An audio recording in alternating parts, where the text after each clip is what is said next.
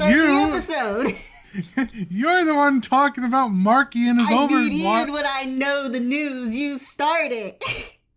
Wolf, I heard there's some news. Oh, yeah, that's right. Markiplier has announced that he will release his start an OnlyFans if we get it together. Do some conditions. The conditions being, so he has a podcast called Distractable, and the number one podcast on both Apple Podcasts and Spotify Podcasts is the Joe Rogan Show. It sure is. And so he's saying if we get hit Distractable to number one above that slot on both platforms, he will start an OnlyFans and actually post nude content. I was just gonna ask, is it an explicit OnlyFans? Yeah. Oh my gosh, who is most popular male OnlyFans? Ooh. Because I want to know. They're about to get ousted. I know, right? Okay, there's someone named Teddy Bear. I don't know who that is. Teddy Bear. Rocco Steele, Griffin. Okay, it's a bunch of randoms. Does it list their follower count, or is it just their names? Their subscriptions. Oh yeah, number of posts it lists. Useless. I know, not helpful. Okay, wait. Okay, that's not. I don't need a specifically. Okay, these are all specifically for gay men. I guess that's their demographic for list men. Of best male only. Okay, well this is. Okay, never mind. I can't be helpful because now I'm getting into porn. So, well, I'm interested to see where that ends up going. Yeah, and the reactions of, people. He did a tasteful nude calendar once, how they usually do with the firefighters. Yeah. He did that. That was a limited run in-person thing, so only interesting. Well, I mean, I imagine if this actually happens, that most of his stuff will be pretty tasteful. Yeah. Right? Definitely. He just strikes me. I mean, you and Rain definitely watch more about and keep follow Markiplier more than I do, but he strikes me as just a pretty tasteful guy when it comes to stuff like this. Surely, he's not about to drop a fucking full sex tape. Markiplier releases his bukkake. Yeah. Oh man. Cursed. Well, interested to see where that goes. In the meantime, you can listen to us, the second most popular podcast on all those platforms. That's right. And this is episode 48 of You're Ridiculous. Woo! Woo woo! My name is Luke. I'm one of your hosts. With me every week by my side. That's me. Can't get away from them. Is you. That's Wolf. right. Inescapable. Inevitable. As much as I want to leave, I just keep coming back. I can't get away from them. Someone help me. Last week, episode 47, we talked about Overwatch 2 and the Velma show on HBO. We sure did. Or the release of the Velma show. The plans. It's coming. It is coming. You bet I'll be watching it. I'll hate watching if I have to. Did you see someone posted artwork of Scooby-Doo, original Scooby-Doo, and some schmuck took their art, edited it to make it look like the new cast, and went fixed it for you. And then not only that, they had the nerve to put their watermark on top of it. Oh my god, the nerve, the stealing it and then putting your own watermark on it. I know. Incredible, the audacity of some people. Indeed, they I don't know if they blocked out the person's name. I'm pretty sure they deleted at least the tweet and maybe their whole Twitter. Good. They deserve it. Fuck right? them. The nerve. Stealing people's artwork and then claiming it as your own. Right. No, not bueno. Don't Fixed recommend. It. Shut up. Yeah. Yeah. This week, the finale of Rings of Power. Yeah. Episode 7 and 8. We're going to be going over that. For those of you that haven't liked this series, or not series, but our mini-series of these 8 episodes, it's at an end. Yeah, final one. And for those of you that do like it, well, we'll be bringing it back for season 2. Yeah, we sure will. So you can look forward to it then. I've liked our mini-series. Same. It would be way too much to talk about if we just did the whole show. We'd be here for hours. Listen, we learned our lesson with Squid Game, right? Yeah, our 2-hour-long episode. we learned our lesson. We fixed it. And I like this version better. And that, of course, is going to be our only topic because we'll surely make it like a 50-minute thing. Oh, yeah, surely. As always. So, as always, even when we try to make it short, it's always long. So much to say, so little time. All right, Wolf. Episode 7. Episode 7. Getting right into it. This episode starts jumping straight into the aftermath of Mount Doom erupting. Galadriel's on the ground, covered like a Cheeto Puff. Everyone's covered in soot and ash and volcano stuff. Yeah. Really quite the tragedy after what they thought was a successful win. Yeah, they really did think. She's wandering around, presumably looking for Hallbrand or the Queen, just anyone relevant. Theo's any of her wandering allies. around looking for his mom, can't find her, but Galadriel lets him tag along. Everyone sort of like reconvenes in the forest to be like, what happened? This is what happened. Everyone's just kind of reacting. This episode really jumps rapidly through all the 3 different plots, but I guess we'll just go through them one at a time. Yeah. Technically, not much more happens. There's a lot of dialogue. There's a lot of chatting back and forth, a lot of emotions, a lot of people talking, reacting to what happened.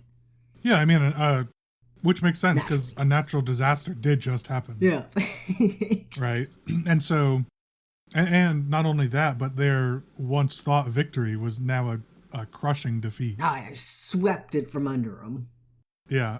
The exact plans of Adar and the Orcs, what they thought they stopped, ended up happening anyways. The Isildur is presumed dead, but I'm pretty sure he's just missing. Well, I'll say this. We know he's just missing because he comes back in... he ends up in the war for the ring in the Second Age. So we know that from Lord of the Rings. We obviously know he's not dead. So he'll come back. We just don't know what's happened to him or where he is. Yeah. During the scene, I was so confused because it's so smoky and orange. I thought the person under Valandir was Isildur. I was like, oh shit, he's gone. Yeah. Yeah, it was like pretty orangey. More orangey than I thought it would be. Yeah. Or should be. I feel like it should have been more gray. Brown even. Yeah. It's bright orange. Right. Like I get that that's like so supposed to... Oh my gosh. Supposed to... I tripped over everything. Supposed to simulate fire and lava and all that stuff, right? But it's not like lava or fire was like really pouring forth, you know? Yeah. It was just like ash, volcanic ash and stuff. And so I feel like it should have been gray and brown and black almost rather than sort of like a orange. True. Looked like I was watching a fucking episode of Breaking Bad. The Queen, she's blind now. Got a She good is. bash of soot and what do you call it? Soot and little fire in her eyes. Yeah, soot and cinders. Cinders. Little fire. Bitch just like she just did that. took it all in, swallowed it with her eyes. Yeah. No one else had that happen to them. Should have put her sunglasses on. I know, right? And then they make their way to the top of the mountain. Yep, to meet up with whoever's left. All the survivors, yeah. They reconvene at their outpost, and then they pretty much just decide, you know, after like finding most of the people there, end up deciding to go back to Numenor. Yeah. They want to go back to Numenor. Queen, then what's his face? Isildur's father's kind of shooketh. He's like, this was a mistake. Shouldn't have snatched that elf out the ocean. We aren't coming back here. But the Queen's like, no. We'll be back. Yeah. She's like, we'll be back. We'll be ready. We'll be back with a vengeance. Yeah. Yeah, she makes a vow to Galadriel saying they'll be back. They end up leaving, and Galadriel takes Halbrand to the elves to be healed. To Eregion. Which is where we know Celebrimbor and Elrond have been working. Yep. And so that sort of ends the Queen and the Southlanders for the most. Yeah. Right. And so Theo finds his mom, obviously. Bronwyn. She's alive. Arondir's alive. Those 3 weren't going to die. I think that was pretty obvious to most people. Yeah. They weren't really, I mean, I guess maybe Theo's expendable, but I think they have plans for him. So yeah, he had that whole, I feel like there's got to be some consequence to him stabbing himself with that sword. Or the hilt, whatever it was, the key. Right? Yeah. No, I think he's going to be somewhat important next season. Yeah. So we'll see what happens. I think he could possibly go on like an orc hunting quest. Pull a real like Hawkeye. Yeah, literally, yeah. A huge vengeance story. Yeah. So we'll see what happens with them. He was bloodthirsty. Galadriel had to pull him back like 2-3 titimes. There's a whole squad of orcs. He just untrained wants to take him out. Right, with just him. Right, like Galadriel definitely could take out the number that we saw, but if there's any amount of them behind them, they're fucked. They're fucked. Right? No way. And it's not even like guaranteed that she would win, because if any one of the orcs get to Theo and they have a weapon and he doesn't, he's screwed. Yeah. So, like, she would have to put down her weapon and they would be screwed. So, yeah. That was pretty much the end of the Southlands. We then, most importantly, get sort of a segue from the Southlanders with Galadriel and Halbrand leaving over to Eregion, where, when, like I said, Celebrimbor and Elrond have been working on the rings. Or, not true. Working that's episode 8. They're still negotiating in episode 7. Oh, you're right. Okay. So they leave and they start traveling. That's the end. Yeah. Yeah. And then we go to Durin and Elrond. Yeah. I forgot about that. Okay. Take that over. Yeah, they're pitching, Elrond and Princess Durin are pitching to the current king to save the elves using... Who is also King Durin. Yeah, the Durins. Yeah, there's King Durin and Prince Durin. What a naming system. I know. Well, that's a super common thing is for the dwarves especially to rename the same people over and over again. There's like 5 Durins. Yeah. All the Durins line up. Yep. I guess I can't talk. My last name's Smith, along with a billion other people. There's literally millions of you. Probably the most basic English name. Yeah. Last name, I should say, but yeah. Yeah. So yeah, what happens with King Durin and Prince Durin? King Durin, he's not having it. He's like, guess it's time for the elves to die. They'll be, immortal like the rest of us. Yep, they'll fade off into nothing. Yeah, and Prince Durin, not happy about that, obviously. He ends up going behind the king's back, pretty much, with Elrond to go mine the mithril himself inside like the little pit they had. Because I guess they found the little bit, but they never found the entire vein. And those two, they find it. And they sure did. Massive, like a swaths of it, It's a whole opening. Mine shaft. Oh yeah, mine shaft. Yeah, it's a humongous vein, literally the entire underneath all the mountain, all of it. Yeah. Littered. Yeah, riddled with it. And Elrond just needs, well, they don't know how much, but not that much. Yeah, clearly not that much, because what they eventually do with it. But King Durin catches them in the act. And he's pissed, even with the evidence that the mithril healed the leaf they brought. It did. And there's just the veins right there. I think the main danger was that the tunnel kept collapsing because of tremors, but now that's not really an issue. Now he's just deciding not to be a dick. Yeah. And he kicks Elrond out. He and Durin have an argument. He and Prince Durin have an argument. And the king, low-key, disowns him. He, rips off his chest thingy, essentially a crown. Their version of a prince crown. Rips it off, throws it on the floor. He's like, don't pick it up. You don't earn it. You don't deserve it anymore. Yeah, strips him of all his royal titles, basically. Yeah.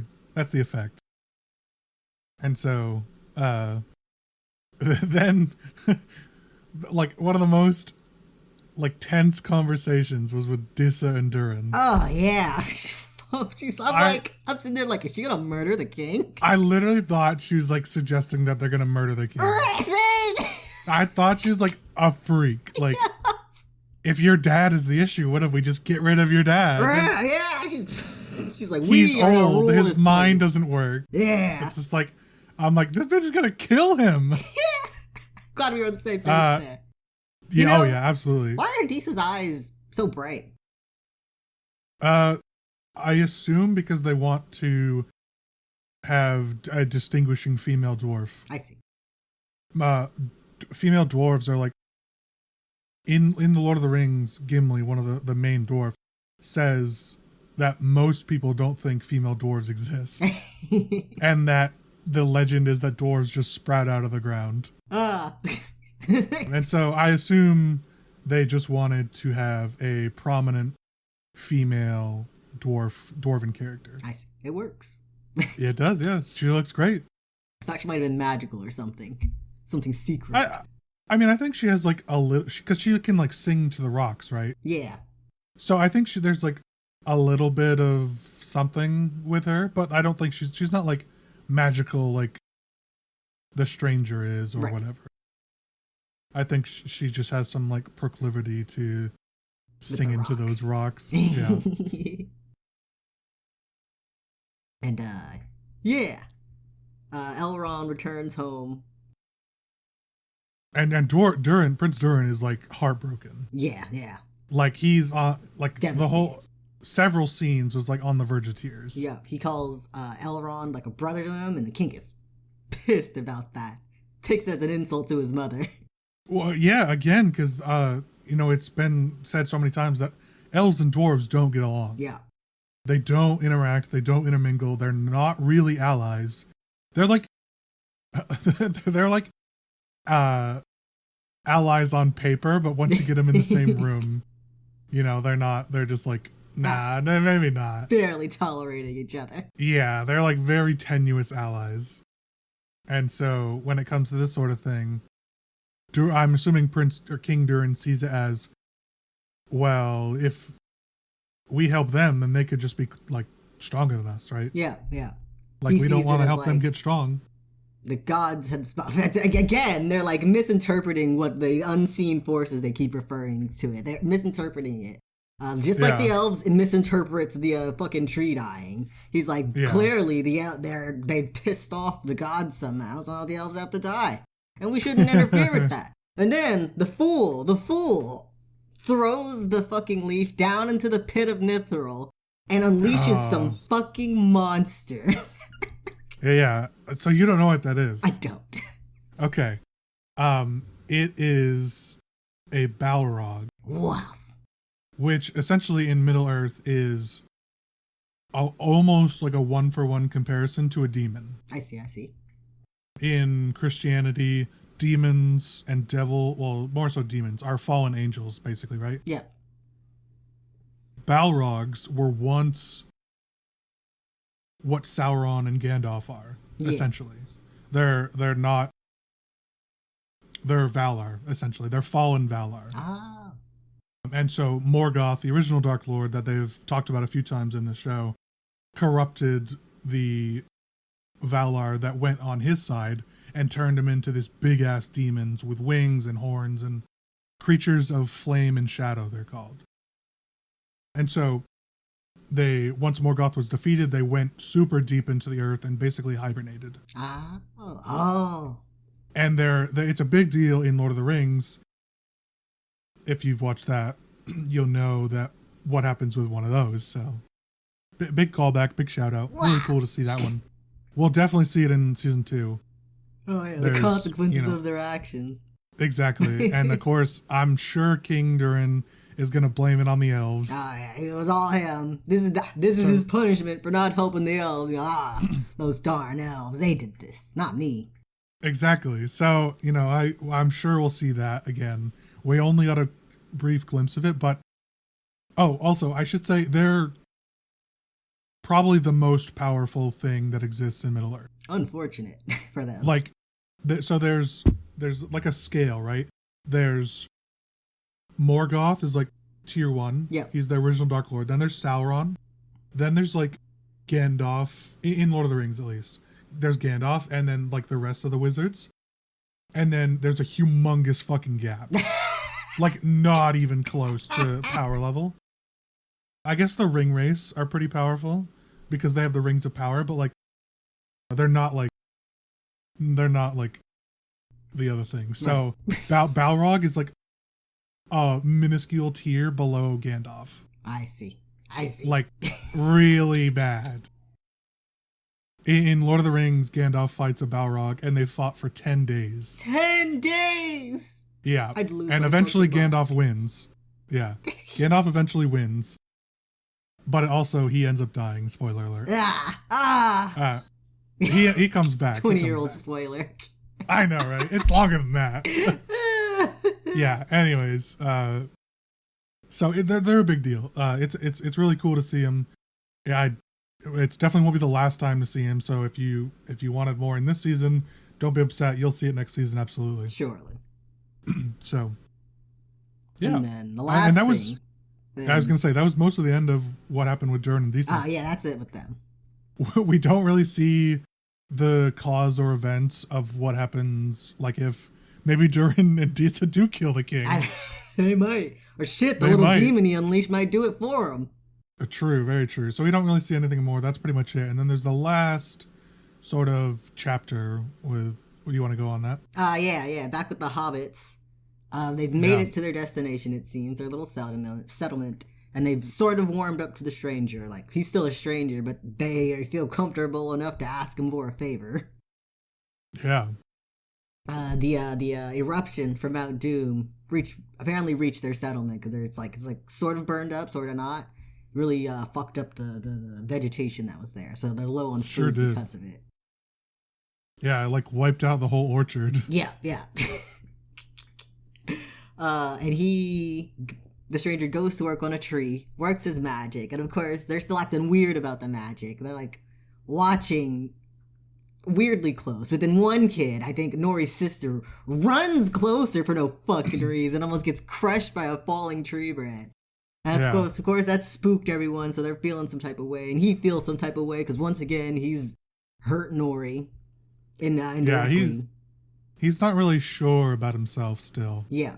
He's still doing these things that are helpful, but he keeps hurting people at the same time. Yeah, even if it's a small amount. He's like trying to figure out who he is, what he is. He doesn't really understand much of anything besides, basic language, and that he is magical and powerful, and he understands his own language that he's speaking in Quenya. So he needs to find a star. Yeah. He's got the very basics of what to go off of, but so he feels like he has to leave. Yeah, and so they send him off to find the nearest humans. Oh, no, they send him off to find the nearest giants. Oh, I see. I thought they just referred to humans as big people. I mean, now that you say that, it could be. It sounded more like it was actual giants. I see. But either way, it's not. It doesn't end up being relevant. Yeah, he doesn't find him. Yeah, he doesn't get far enough. Yeah, but we see the squad pull up in the middle of the night. Small titty Sauron shows up with his 2 goons, and they like touch the tree and use it to sense which way the stranger went. I guess it's relevant to say that the stranger's magic doesn't work right away, but as the fading shot goes out, there's a little sprout of a plant coming up. And so obviously what we thought didn't work ends up working. And that's what those 3 goons are seeing. They see the little magical working, and they can sense that magic has been taking place here. I think by then the whole orchard had regrown, and they had like collected everything. Yeah. And that night they show up and then burn it all down. Yeah, they set fire to everything. When they start walking away, Nori pops her head up, and like in the most obvious way possible, she goes, "No, he went that way." They all bait and switch. I don't think they were convinced. No, they certainly weren't. I mean, it's even if they didn't have like a magic way to know which way it was going, very obvious she like knows and is lying. They didn't. How do you know what we're looking for, huh? You little twerp. Yeah, exactly. Was not convincing, and so they're like, "Fuck all this," and set the place on fire. Yeah, and leave. Yeah, they set on fire and bounce. Yeah. So they leave. Everyone's sad because they just lost their bountiful harvest. And all their living places, like their whole carts, everything. Oh, everything's ruins, and they need to migrate again, because that's what they end up doing. They leave. Yeah. But Nori wants to go warn the stranger that these freaks are looking for him.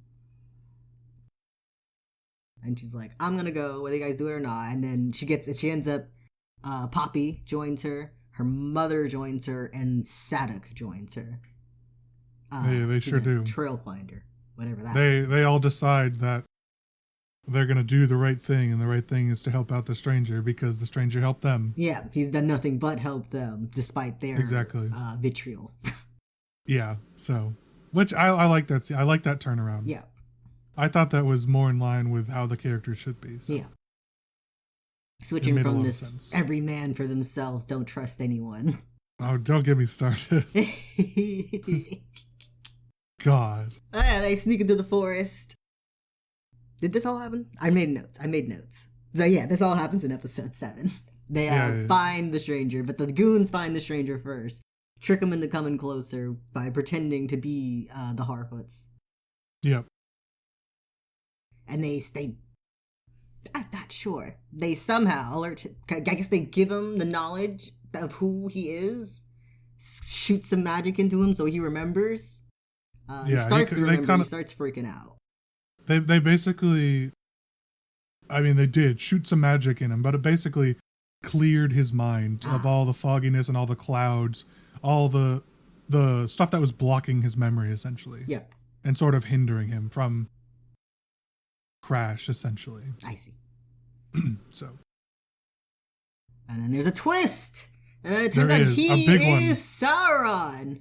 But then it was a fake twist. Yeah, well, as of right now, he is Sauron. It's kind of funny that the media portrayed the school shooter guy as Sauron. Yeah. Right, like we call him that, but it's the one of the apostles, the male, presumably male apostle, the one with the staff, the one doing all the magic. He's got visible titties. I only noticed it because Galadriel doesn't even have visible titties. Oh, I don't think I noticed. Okay. Even when she was like in the water, she was clearly like wearing something like wouldn't show. But then I look at this person, and it's like they're wearing a harness, so it's even more visible. Oh, I didn't see that. Okay, well, so we'll just say the apostle, the magical one. Don't really get a gender or a name. Yeah, they're like the strongest one with the short hair. Yeah, so I thought that was interesting that we finally see them and we finally like know more about them, right? One of them is sort of like priest. One of them is sort of like a wizard or a shaman. They're all human. Yeah. And then one of them is basically like a warrior. Yeah. And so they're obviously followers of Morgoth, exiled followers of Morgoth, and then looking for Sauron. What I thought was interesting about this was why leading up to this, the media portrayed this character as Sauron.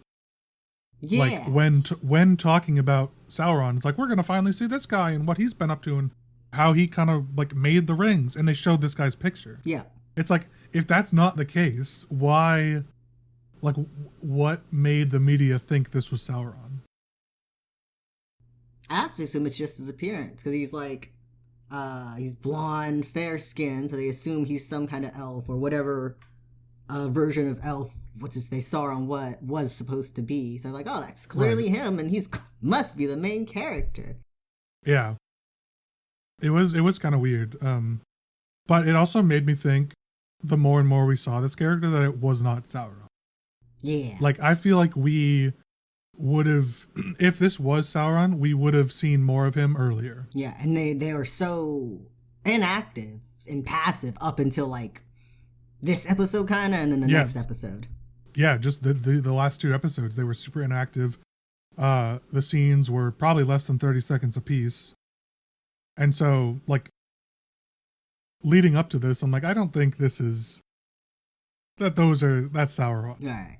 Especially since, like, he wouldn't be traveling with so few people. I feel like he would either be alone or with a whole ass posse, right? Right. To protect him. Or, more realistically, I don't think he'd be traveling. Not a traveling person? Well, I just think, like, if a lot of people are obviously looking for him, specifically the elves, right, that he would be hiding, because that's what Morgoth. Morgoth fucked off several times and just went into hiding in places that he couldn't be found. I see. Not knowing anything, I thought it was kind of like a indoctrination type thing, like that. The blonde one probably maybe was Sauron, and maybe that other, the stranger was something like Sauron, and they're just kind of gathering these magical beings to train them to be the next Dark Lord or something. Yeah, that could have been. Yeah. I mean, like, coming from not having much background, I feel like that's a logical conclusion. Like, that definitely could make sense, right? Especially since we know Sauron is a Maya, like one of the minor Valar characters. And so if he would know what to look for when other Maya or Maya-like characters enter Middle Earth. Right. So he would know the signs. And so that makes sense, I think. It didn't end up happening. Yeah. And so, yeah, like Wolf said, lastly, we see that they say this is the Dark Lord Sauron. And I'm flipping shit. I'm like, there's no fucking way that the stranger is Sauron. And I texted Wolf, I'm like, I'm getting mad, because if this is the case, I'm going to be so annoyed. Like, I'll still like the show and everything, but like, I'll be so mad because it for some reason, it just didn't make sense. Right. To me. Rejected it completely. Yeah. I couldn't take it that would be true. And that's pretty much where the show ends. Yeah. For people who are apparently consider this guy their Dark Lord, they were beating his ass. Oh yeah. They were knocking him around. Throwing him like at rocks and everything. Yeah. They were beating his ass. But I guess it kind of makes sense. Like, they knew that the stranger was confused, didn't really understand much. And so it would be logical that if you don't want to go with them, that you would lash out. And they obviously needed to bring him back to Rune. Yeah. Overall thoughts on the episode? I liked it. It was a little slow, but it was it was still interesting nonetheless. It really flew by. Yeah, it was the downslope of a very high-peaked previous episode. Yeah. But then it immediately started going back up again. Yeah, started ramping back up. Yeah. It was episode 6 was super high peak on the curve, and then it sort of sloped down, and then definitely towards the end, it ramped right back up. Really good. It ends showing so throughout it's been showing the locations on the map. The title card, and then it shows Southlands, and then it burns away and says Mordor instead. It sure does. Mordor, the Shadow Realm. It's a spooky place. Only gets worse as time goes on. Oof. Fucking wasteland. Still no McDonald's there. Unmodernized. Yeah. On a 1 to 10, what'd you rate the episode? I think I give it an 8. Yep. A solid 8 from me as well. I liked it. Really good. I love my favorite scenes, I think, were, I really like the magic scene towards the end. Yeah. Where the apostles and the stranger kind of sort of have a scuffle. That was cool. He sends out an attack, and then they beat him down. They jump him. They sure do. And then even better, I just loved the scenes with Elrond and Durin. Yeah, those were great. Those were so good. The actors did such a great job, especially Durin. You could feel his pain and his sadness, talking to his father and talking to Elrond and everything. Yeah, increasingly getting more upset. He was gonna share his true name with Elrond. Yeah, his true dwarven name. That would have been really cool. Anyways, yeah, really good episode. But moving on to episode 8. All right. This is where shit goes off. This is the finale. It is the final episode, and we start off with the stranger. The trio, no, I guess it's the quartet. The quartet of horror hobbits catch up, and they see, what's his face? They see the goons tying up the stranger because he's been freaking out. So tying him up so they will calm down while he remembers who he is and what he needs to do. And there's like a weird back and forth. What's his face? Sadak gets himself stabbed. He does. The three goons are having a hard time chasing around these Harfoots. Yeah, well, so I thought this was really clever from a like Tolkien lore and cinematic perspective, because hobbits are, and we know that Harfoots eventually become modern day hobbits.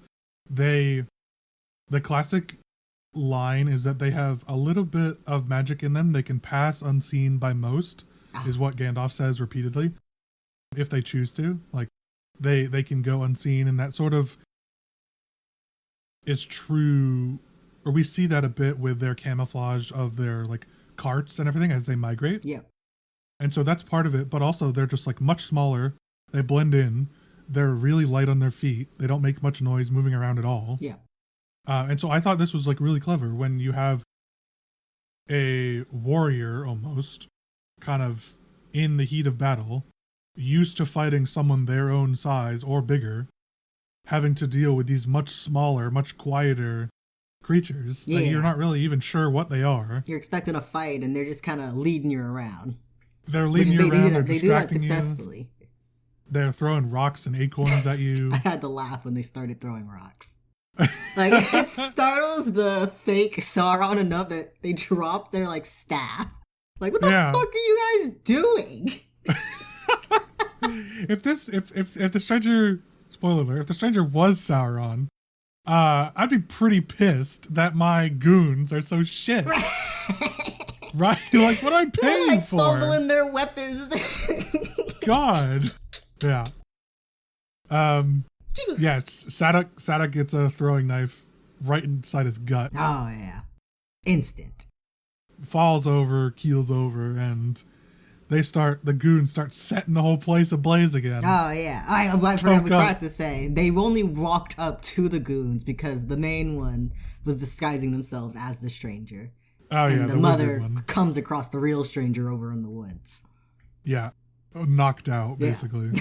Or asleep, snoring. I guess, yeah. Yeah. And as they what's his face? The stranger is like, get out of here, it's not safe, I'm just gonna hurt you. I am apparently the Dark Lord. And Nori's like, you are whatever you want to be.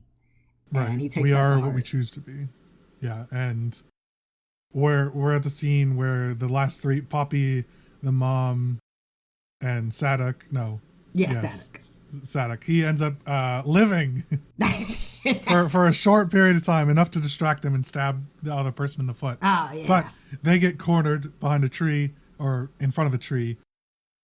The not Sauron goon is just about to shoot his little flames at them and roast them alive. Yeah.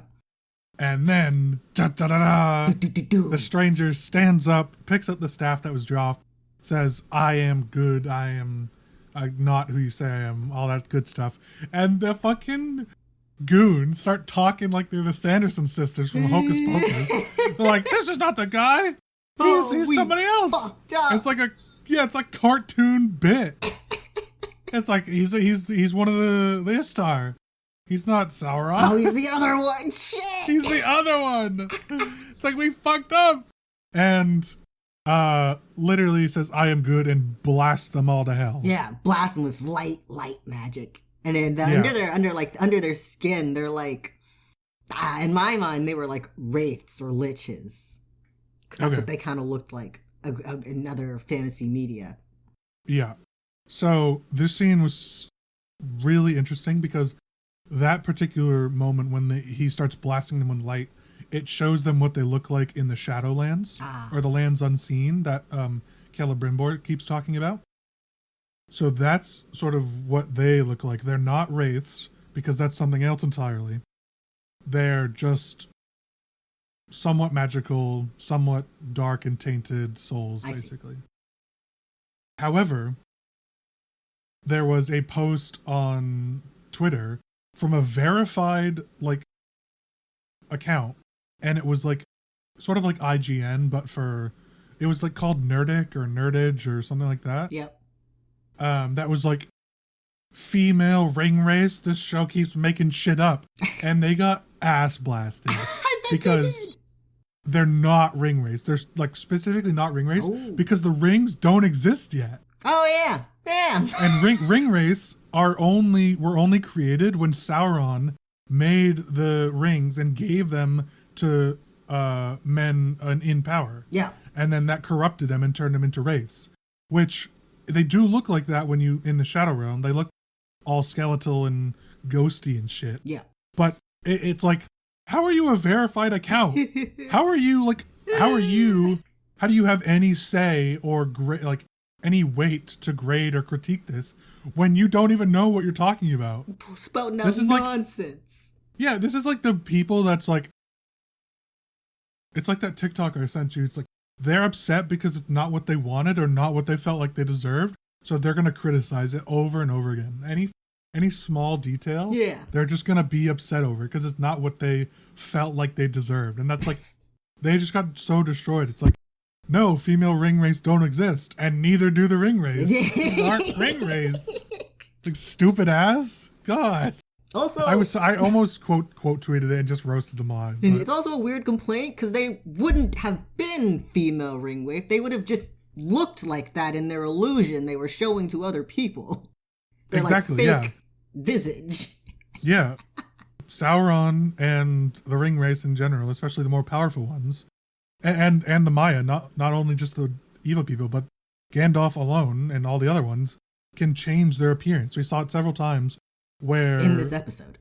Right, where the not Sauron decided to change his form. And, we basically think he's a human sort of sorcerer. He's not a wizard because that's sort of its own thing. Yeah. But he's someone practicing magic, obviously. Yeah. But not an elf. We see the ears. None of them are elves. And it's really fucking him up. His hands are like burnt. Yeah. Well, because most of the time, any sort of human practicing magic, it ends up going evil. Ah. A lot of them end up being evil sorcerers or necromancers and stuff like that. So they're not supposed to have that sort of power, but they could tap into it. Yeah, I just thought that was funny. I love that whole scene. It also is really reminiscent of Gandalf. His magic in Lord of the Rings. A lot of his magic that he does is purifying people and protection abilities and stuff like that. And that light specifically we see in The Hobbit when he's fighting Sauron 1v1. Oh, nice. He uses that sort of like light orb around him to protect himself. So one of the many throwbacks in this episode. Really cool. And at that moment, you can pretty much surmise, if you know anything about the series, that this stranger is not Sauron, that he is Gandalf. Yep. It is not confirmed. They never say any of his names because there's this, like, if they decide to go in a different direction, the studio, they could, in theory, say that he's somebody else, right? Yeah. We know that he's an Istar, one of the wizards. We know that he was sent here to help against Sauron and be a good person. However, one of the quotes I'll be talking about towards the end essentially is like 90%, 95% that he's Gandalf. So. Yeah, a little bit of wiggle room in case they lose any rights. Yeah, a little bit. They if they decide to go a different direction, I don't think they will. They've been like pretty keen on hinting that this is Gandalf, but anyways. And then I don't think there's anything left in the Southland, so we just have the two plots. The other one with the elves over in wherever they are. Eregion. Yeah, the High King has arrived, and they's pissed they don't have a real answer yet. They've got that little bit of mithril that Elrond was able to keep, and they're like, this is the solution, but we don't have enough. He's livid to see that Galadriel's back. Oh yeah, Gil-galad, High King Gil-galad, not happy, because once again, he sent Galadriel away. Yeah, to fix the tree. However, on the opposite hand, Elrond, super happy that Galadriel's back. Oh yeah. They have a bit of a reunion, and that was really nice to see. Yeah. He's like, sorry, I didn't trust you. It's a mistake. It won't happen again, Yeah. right? So really nice to see it. I thought it was kind of always weird that Elrond was part of why Galadriel was sent away. Really, it was like nudging from Gilgalad. Yeah, I saw it as he It's kind of we gotta, passively accepted it. Yeah. He's like, we gotta get this bitch out of here. She's ruining everything. Yeah. I want to go home. Yeah, and Halbrand gets healed by the elves because they're all magical and powerful. And the next sort of important scene is Halbrand enters Celebrimbor's workroom. Oh, yeah, they have a chat, he fanboys, he's like, oh, I'm such a big fan. It's an honor to meet you. And they chat back and forth, and Halbrand happens to just kind of have all the answers to the problems they're having right now. And if you weren't suspicious before like I was, you should be fucking suspicious now. I was watching the scenes, and it kept playing like suspicious, scary music and like doing the little trills of the violin. I'm like, what's happening? What are you guys doing? It was those eerie trills that make you uncomfortable in music. And it's like, he's talking in such a way that like, he clearly knows what Celebrimbor is trying to do. Yeah. But he's trying to not reveal that he knows. He just picks up the rock. He's like, oh, what's this? Oh, I know exactly how to... Haven't you ever... Did you try this? Try this? How about this? He's like, I don't know anything, but have you tried this one specific thing? Yeah. And so Celebrimbor, being sort of like a man of science, essentially is like, oh, this is a breakthrough. This is exactly what we needed. We got to start from scratch. So they start working together. They realize that they could combine other metals or ores and amplify the power of the mithril. Yeah. To stretch what little they have. Yeah, they want to amplify its power, magnify it, so they can use the power to the fullest extent. Yep. And what happens with that? They succeed ever so slowly. They're like they start trying to brute force it. That doesn't work. And then Halbrand, well, a couple things happen. Galadriel asks an elf to start looking into the Southland Kings. I forgot their last name, but she told them to look into the lineage of it. That happens because it's kind of like they started talking in a certain way that set off red flags to her. Yeah, Celebrimbor, they have a meeting of all the elves. Celebrimbor says it's not power of the flesh, but power over the flesh, which is something Adar said. And that's like, okay, you clearly haven't met this head ass. Where did you get this from? It's okay, you must have had a conversation with Adar, or with Halbrand. Yeah. Okay, well that's not right. Why is Halbrand using these words, right? Yeah. Like that's not good. And so, like Wolf said, red flags start going off. Look into this fucker. Who is this guy? Yeah. Right? Just like, I want to know more about him. I don't actually know that much. Yeah. Other than I think he's my friend. Yeah. I think he's the king of the Southland. Right. And yeah, then they have a sort of their final attempt explodes. And they say, maybe we should take a break. Maybe we should put less pressure. I forget what exactly they said, but that leads maybe into you're working too hard. Right. Yeah. Yeah. So forcing it and everything. So they're like, okay, we just got to find metals that we don't need to put all this pressure on. We'll just ease them together, and the magical ore knows what it wants. Right. And what ore is easier than silver and gold? Yeah. So. And that's when Galadriel gets the news that the lineage of the alleged Southland King ended decades ago, centuries ago. Thousands of years ago. Yeah. And they have a little chat outside in a secluded grove. Quite the chat. Yeah, and it is very quickly revealed that Halbrand is Sauron. True Sauron. The real Sauron, because we know, once again, that the stranger is not Sauron. When I say I did not see this coming from a mile away. Well, okay, that's funny. When I say I saw this coming from episode 6, I was so relieved, because I texted Wolf. I actually ended up watching this before Wolf. Yeah. Mostly just because of time. I needed to budget my time correctly. And I had an area to watch. So I started texting him like, I'm like, no fucking way, this is bullshit about the stranger being identified as Sauron. And then later, when it was revealed that Halbrand was Sauron, I'm like, I fucking knew it! I knew it all along. I've been suspecting it from episode 6. And it was so good to be validated. Oh, called it. Genius. Yeah. And so, sort of give a rundown of what happens with their conversation. She confronts him, and she kind of starts putting together that this isn't who she thought it was. And he's like, I told you I wasn't who you thought I was. And they're going back and forth and arguing, and eventually she's like demanding to know who he really is. And then I forget what exactly triggers him to start doing it, but he goes into her mind, like sticks her into like a dreamland.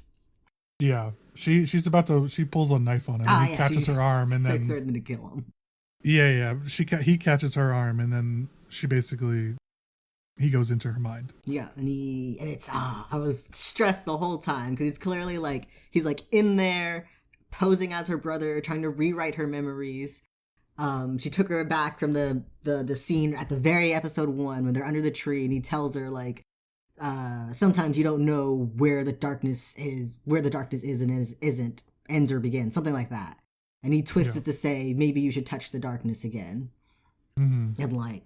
And to change her mind, rewrite how she thinks. And she doesn't fall for it. She's not having it.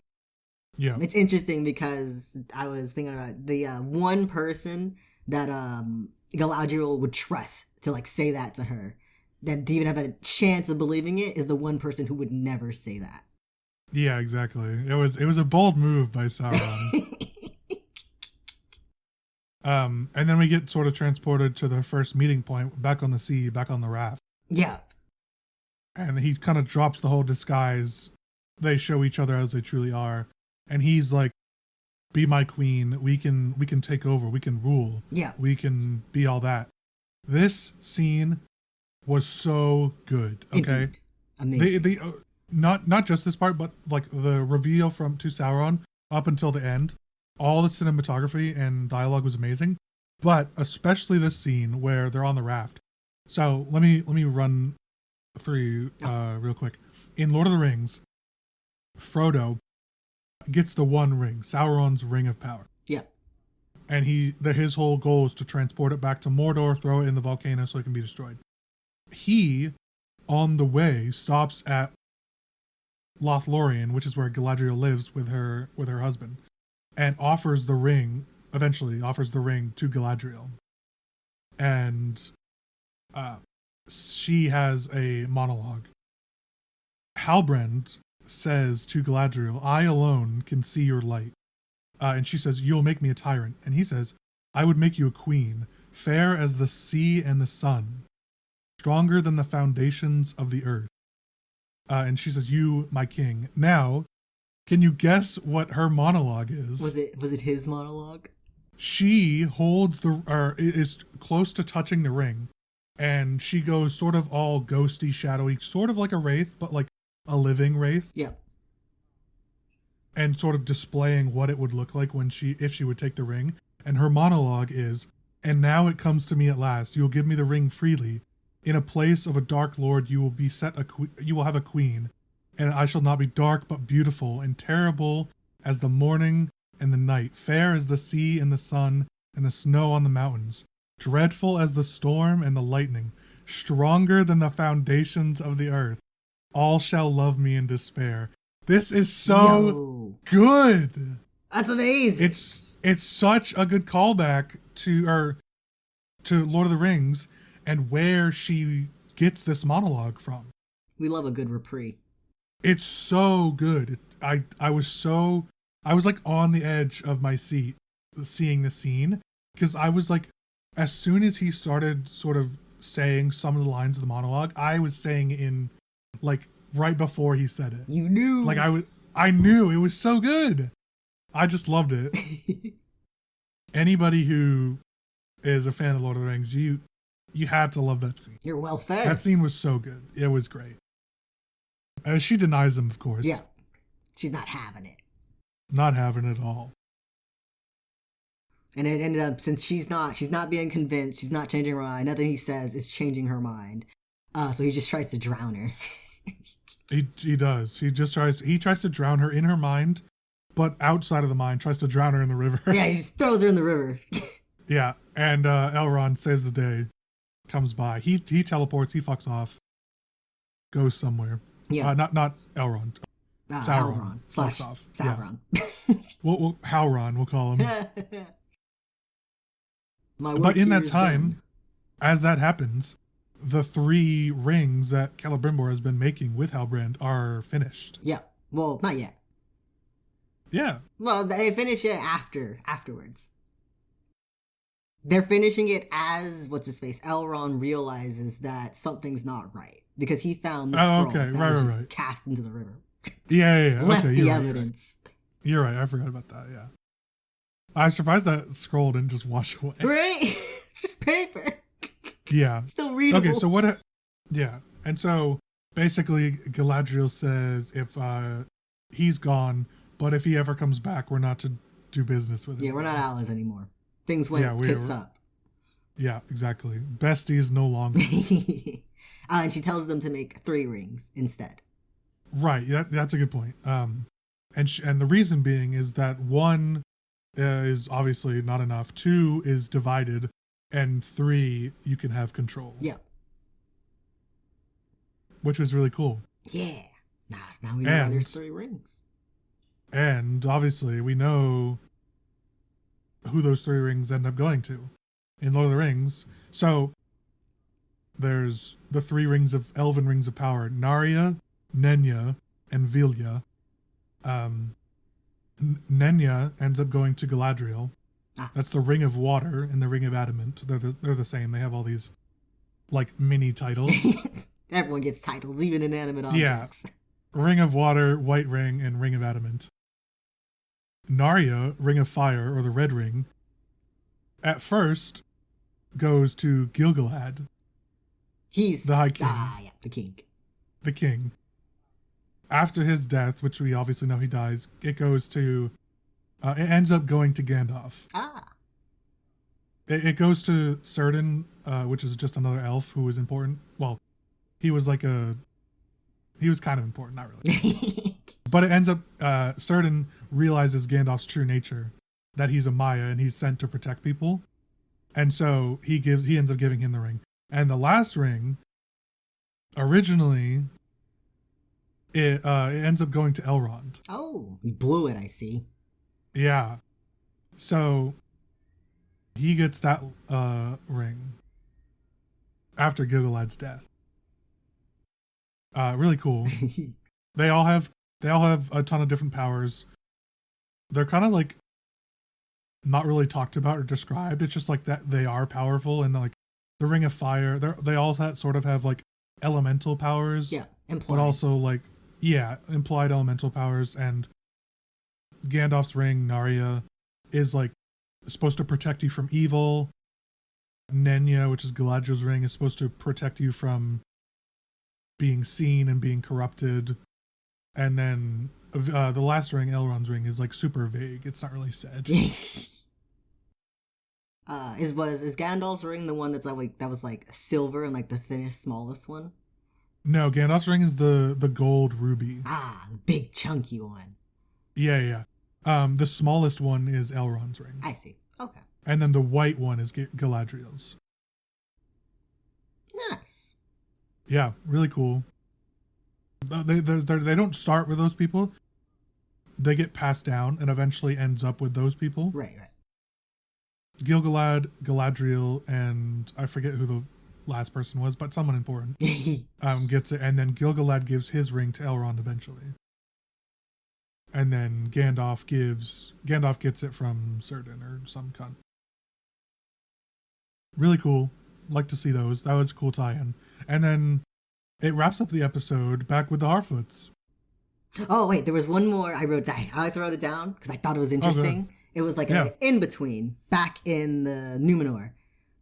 They're having a meeting with the cousin, and he's gathered, like, I guess, artists to sketch out what will be a new statue they put up. And the sister from before, whose name I don't know. Isildur's sister. During her turn. Arion. Mary what? Arion. Oh, Arion. Or it's something like that. Yeah. During Arion's turn with the king, he starts having like a dementia flashback. Because he thinks she is Muriel, the queen. And she's my God, I was right. And it's Arion.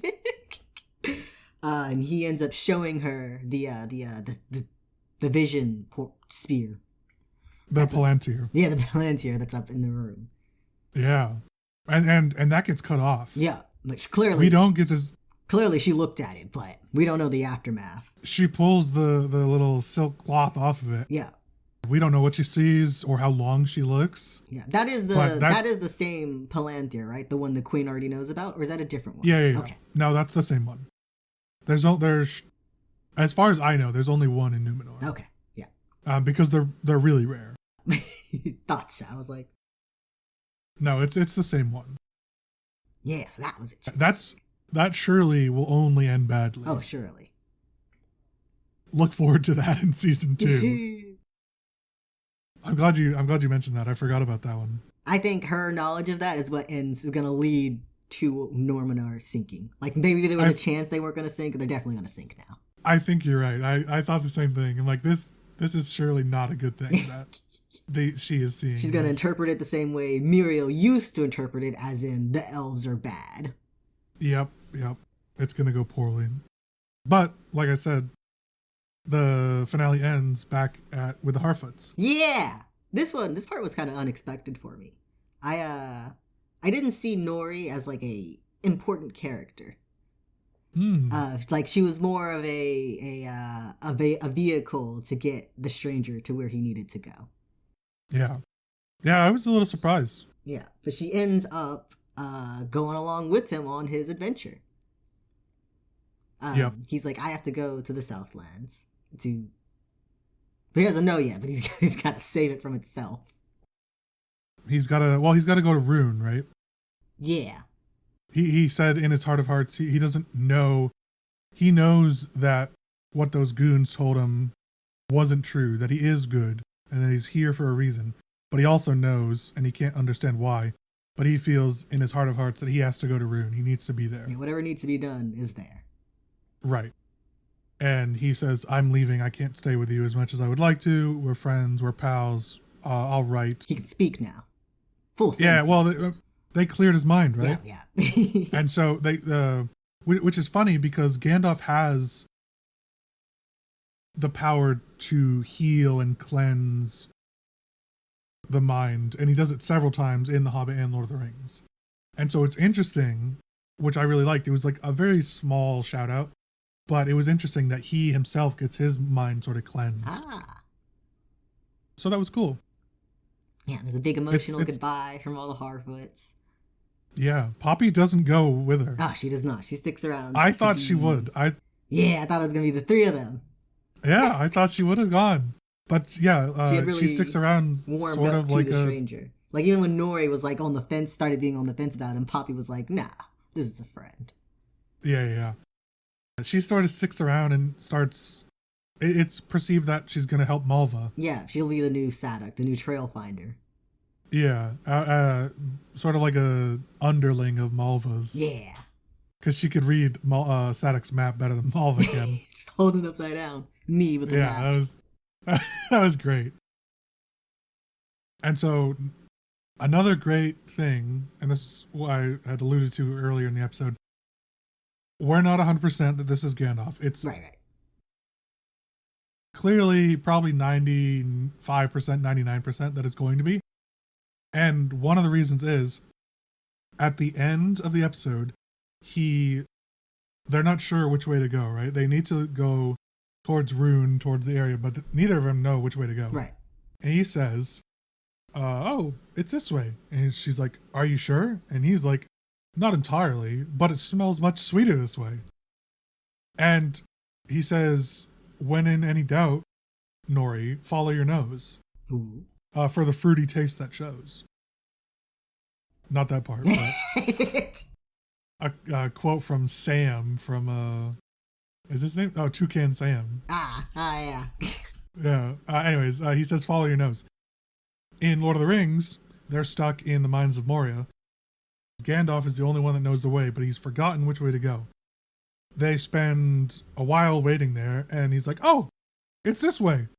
And Mary's like, oh, he's remembered. And he's like, no, but the air doesn't smell so foul down there. Ah! And he's like, when in any doubt, Marietta, follow your nose. What a callback.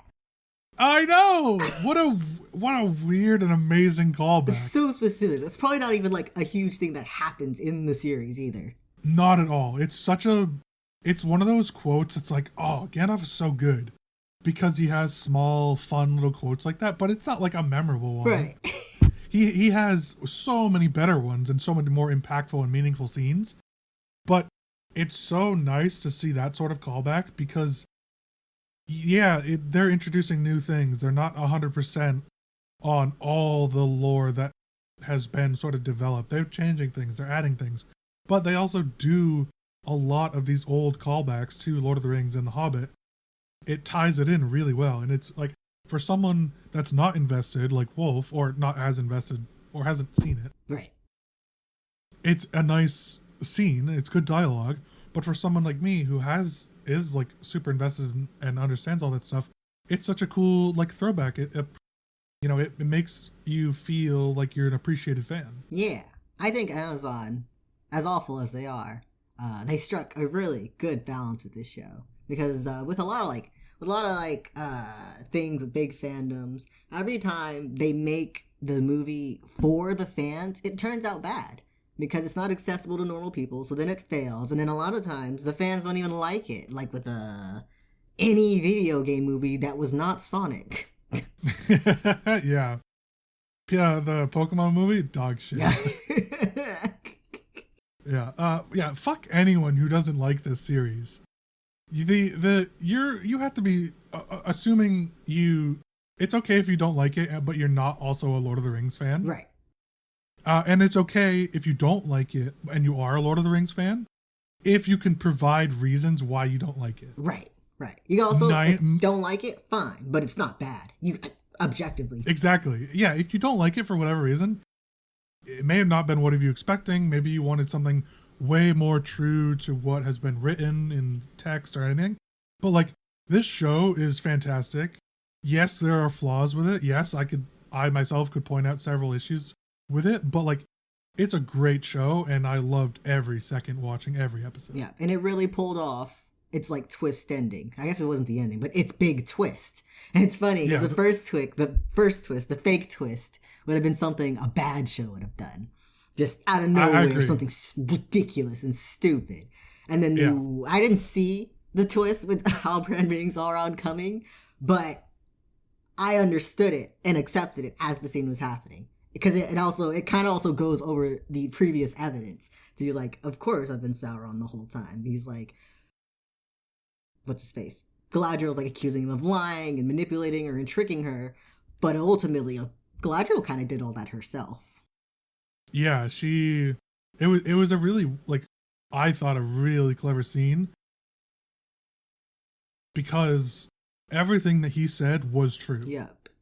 Right? He never lied to her. He never tricked her.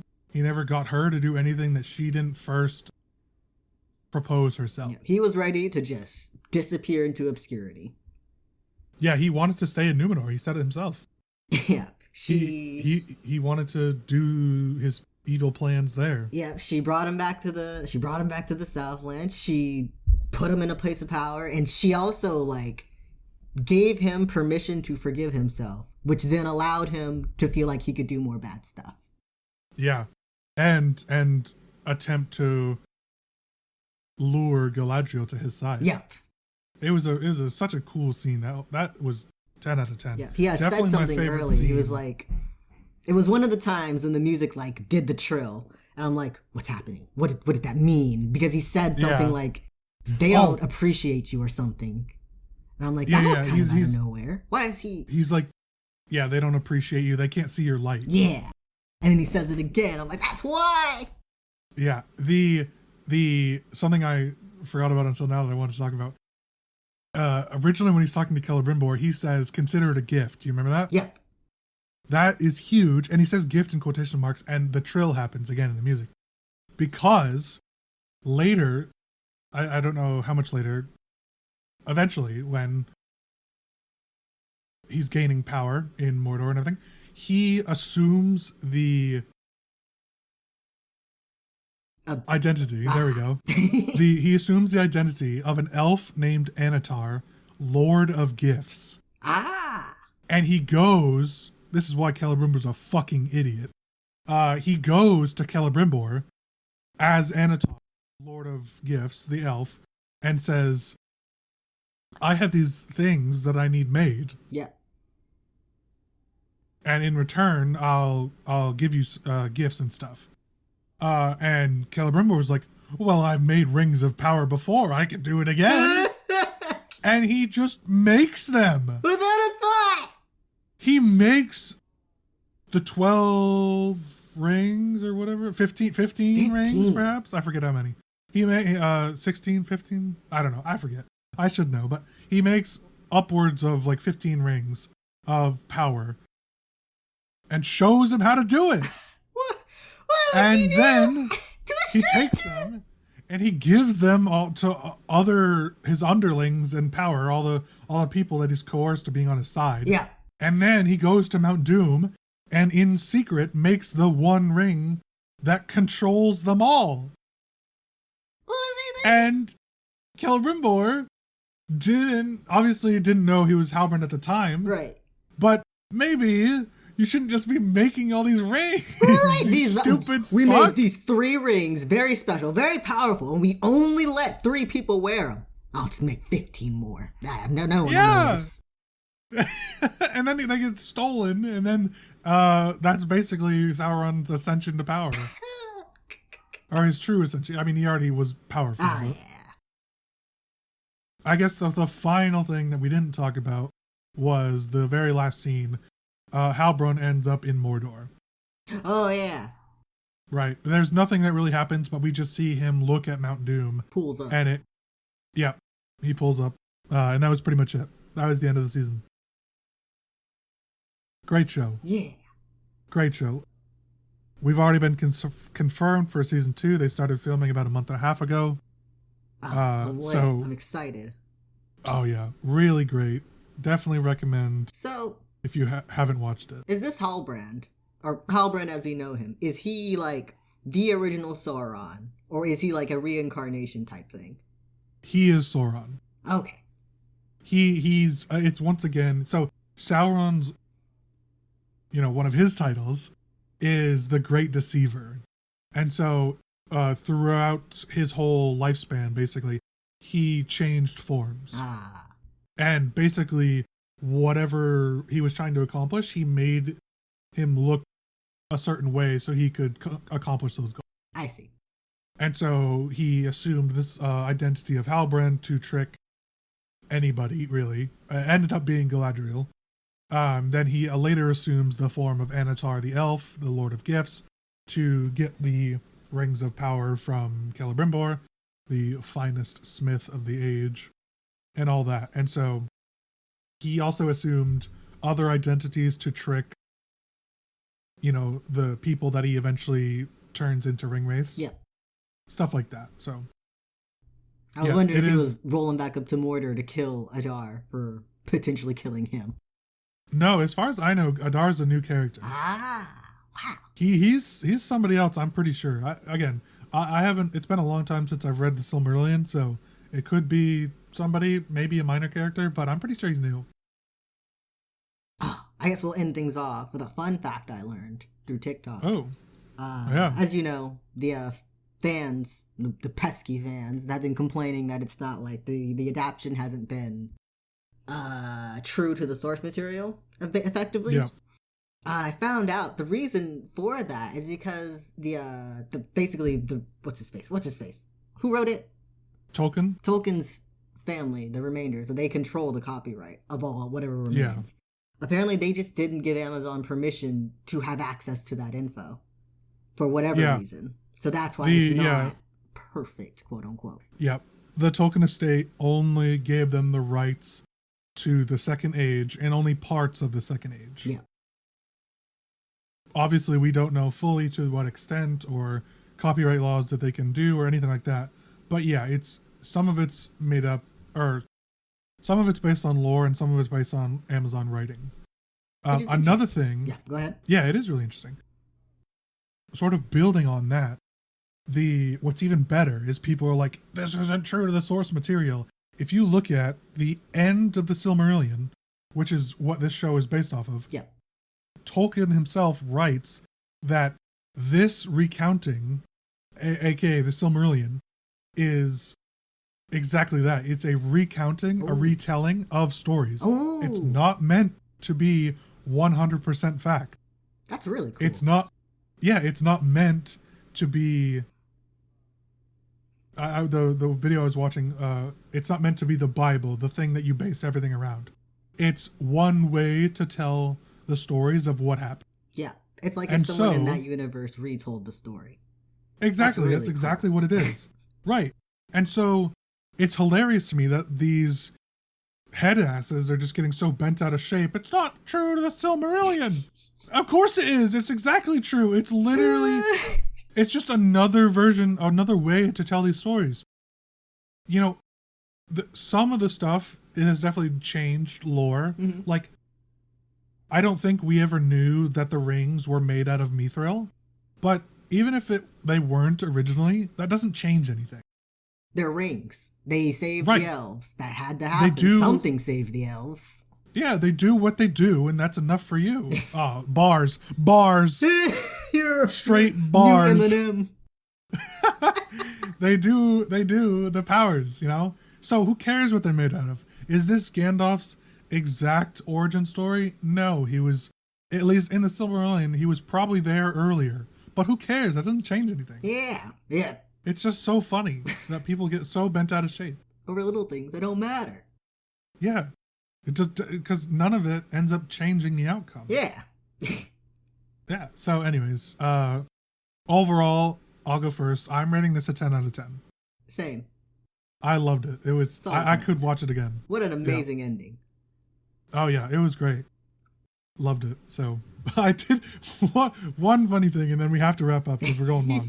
I did see one of the funnier butthurt comments was, I don't think they spent $1 billion on this. I think this is just a money laundering scheme. What? Yeah.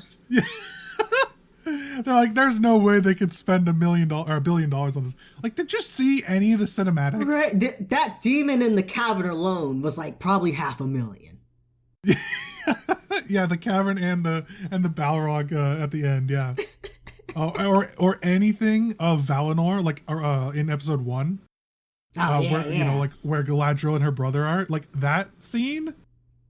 That was expensive. All the scenes filled with extras. All the orcs having really good makeup / costumes, even the background ones. The CGI in daylight. Yeah. That what you talked about before. Yeah. Yeah. Just really funny. Obviously, that one is less. That's more of a comment about Amazon than the show, but money laundering. Why would Amazon really need to launder money? Even if it doesn't care what the fuck they're doing. Yeah, true. All right, we're running really long, but I knew we'd have a lot to say, and that's okay. Bars again. You're on a roll. I am. All right, Rain's question of the week. Why don't you read it off to us? All right. How long do you realistically think you'd last on Survivor? And Survivor being the classic CBS wilderness survival show. Yeah. The Tribe Has Spoken. You ever heard of that? That's from Survivor. Yeah. So there's a lot going into it. The classic, their saying is outwit, outplay, out. I just thought of the fucking Domino's saying, avoid the Noid. That's Domino's catchphrase, apparently. Apparently. Wolf was like ordering Domino's. This is a segue. But Wolf was ordering Domino's, and I wanted to make a joke using their catchphrase or whatever. Yeah. Because I was thinking like, oh, pizza, like Little Caesars or something. Yeah. And I looked it up, and it's avoid the Noid. Anyways. What is the Noid? I don't know, but I'm avoiding it, man. The Survivors is outwit, outplay, outlast. Anyways, there's more, which just means there's more than just being a physical threat. There's more just being a mental threat, and there's more than just being a social threat. Those are the kind of like pillars of a good Survivor player. Anyways, Wolf, how long do you think you could last? Is it like, how many rounds are there usually? I should say, the entire Survivor season is 30 days on a desert island. Now it takes place in Fiji. They used to go all over the world, but they've past several seasons they've just done Fiji. So, and it's like 36 days total. I think I'd be like 20 days, a little over half. You know how I feel about nature, but I am in a competition that I agreed to be in, so I'd put up with the nature. Yeah. I'm not very strong, but I think I'm good on the social aspect. I think I would be able to at least manage to be likable enough that people don't want to vote me out. And I feel like so long as I don't like fuck up a challenge, I wouldn't be on people's radar to vote out. Yeah, I think like you're one of those classic like persons that, I'll bring them to the end. Like someone like that's really strategic. Yeah. They always have like their ally that they bring to the end with. Their tag along. Right. But the funny, because I think, again, you're likable, but you're also like really quick when you want it, like athletically. And so like you can do well in these challenges, but you're not like so strong that you're going to be perceived as like an athletic threat. Yeah. Right. And so you'll do just well enough that you'll get by and everything. But again, I think like you're definitely like a social player. Yeah. Probably wouldn't win, but I'd get pretty far. You might. Yeah. You never know. Who knows? A lot of those times, the funny thing is that the really strategic player brings along their charismatic pal. Yeah. And the pal ends up winning. That happened like in season 20. There was like one of the best players ever, like most strategic, dominated like reinvented how to play the strategy game. Ooh. But he pissed everybody off, and so they voted for the other person to win. Amazing. And it was like some dumb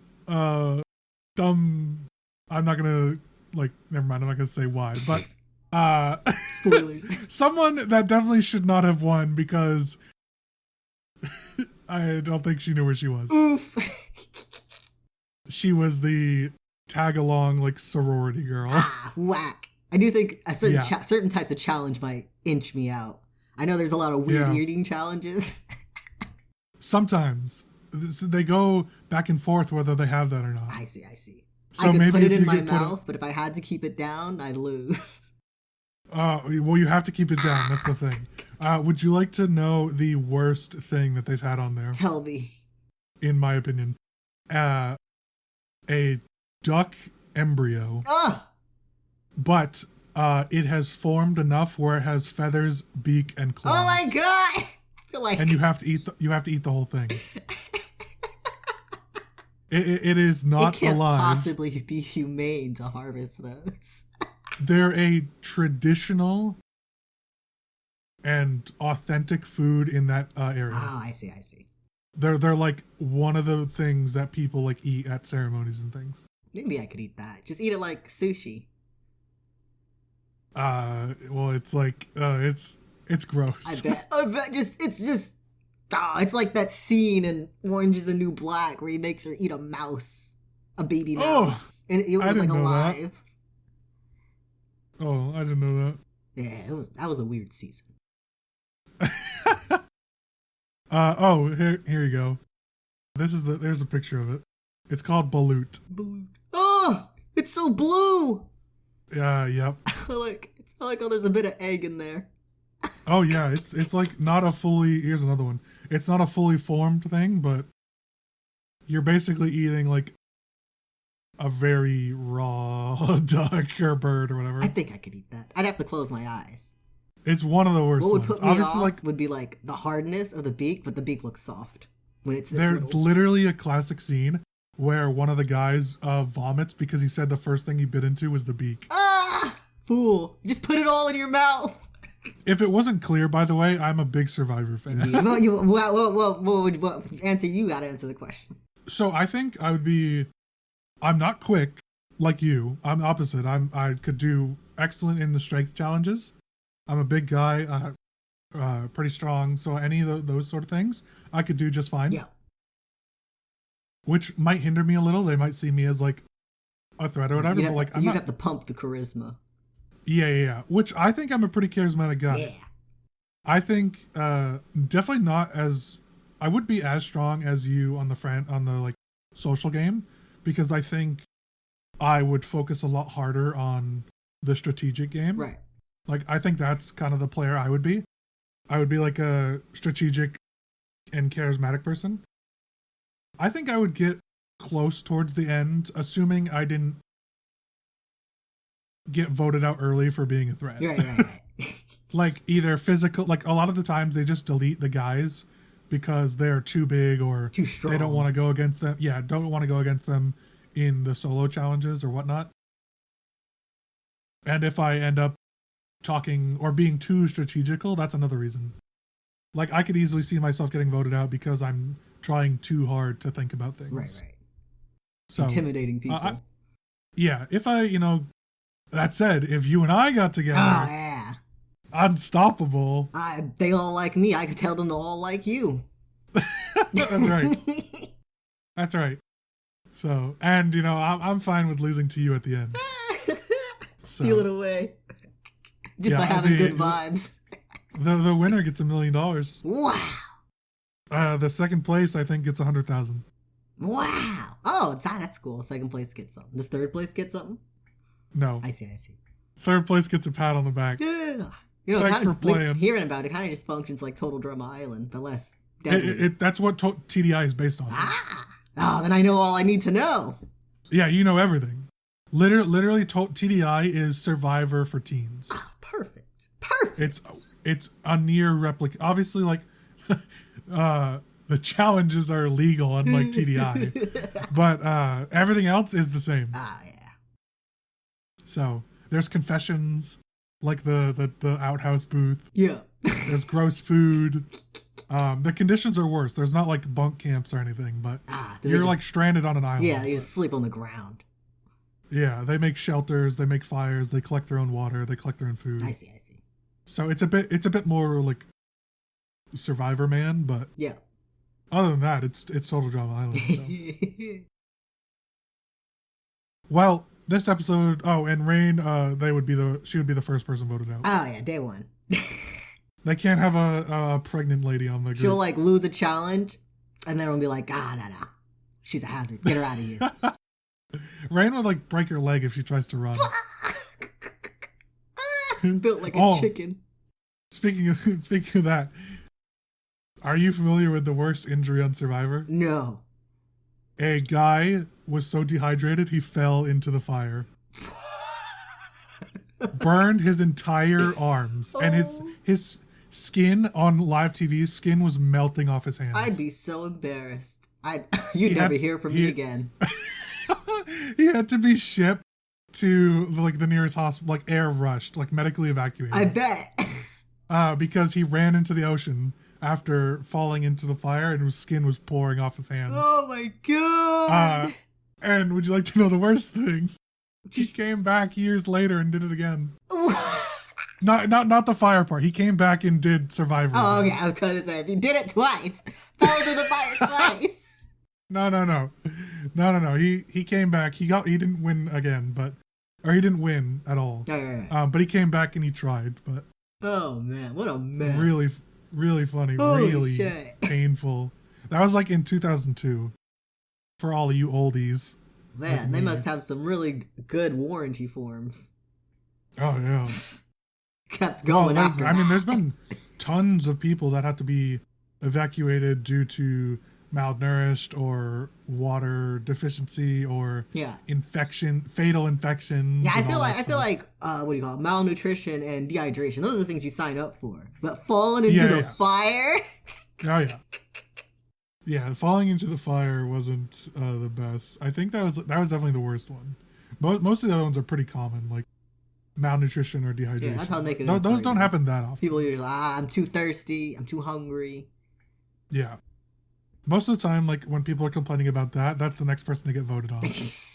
Like, we're all hungry. Please be quiet.